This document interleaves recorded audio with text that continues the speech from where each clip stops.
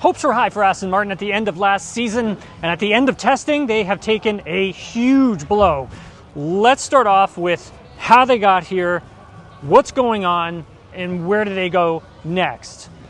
So if you go all the way back to when these 2026 regulations were conceived and then brought in, Honda was a little late to the party in getting involved and starting to build out their engine. So they were already late in that respect. Adrian Newey didn't start working at Aston Martin until March 2025, so they were already behind in terms of building out the aerodynamics of the car, the chassis, suspension, etc.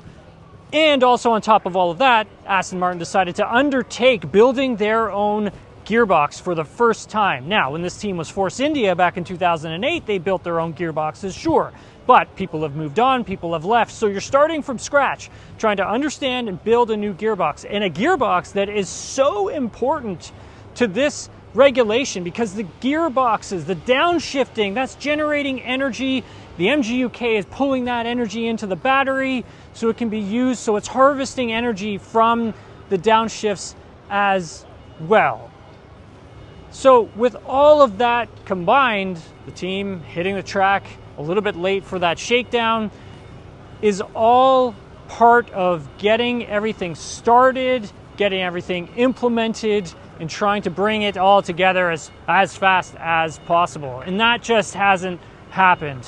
One of the main issues is obviously with Honda and the actual power unit itself. It has a lot of problems at the moment. It has a lot of problems as well working with the gearbox. Those two things just aren't talking and working together properly. So when the driver tries to downshift and slow down for the corner, plus the harvesting that needs to take effect with that, it's just not really working well together at all. Neither is the deployment either. And there are some balance issues with the car at the same time, which is Newey's wheelhouse. That would be something that he would be working on. Now, where can they go from here? So essentially, they didn't get a lot of running in testing.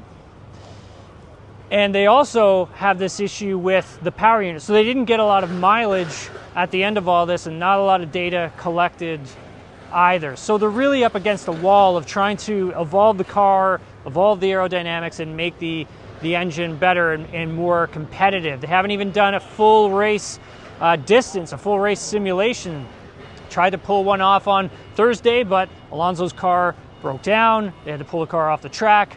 Honda issued a statement on Friday morning stating essentially that Lance wouldn't be running out on track that much at all.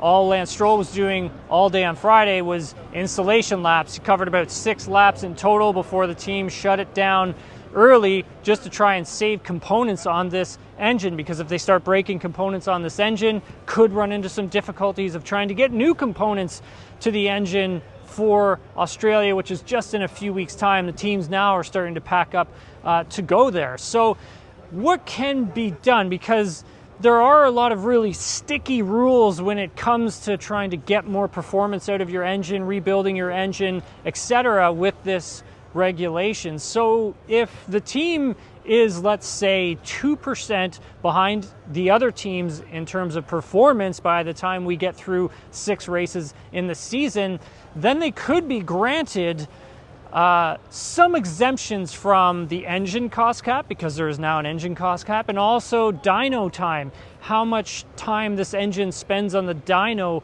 running at the factories. So that is something that could also be waived and put away as well, plus the amount of new components you can put into the engine at the same time. So there's a lot that really kind of goes into trying to make your engine more competitive and get it on the proper playing field.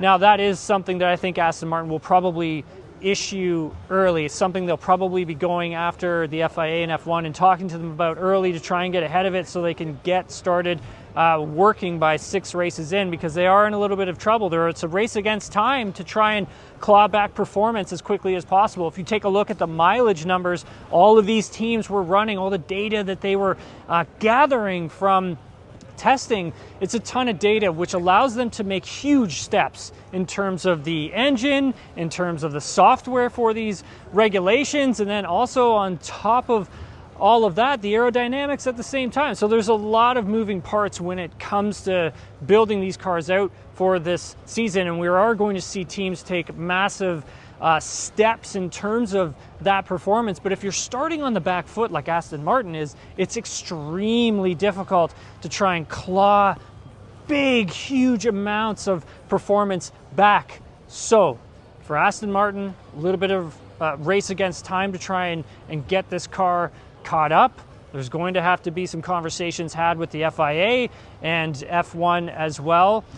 But for Melbourne, we'll get a better picture of where this car actually is, and we'll see just how competitive they actually are in a few weeks' time at the Australian Grand Prix.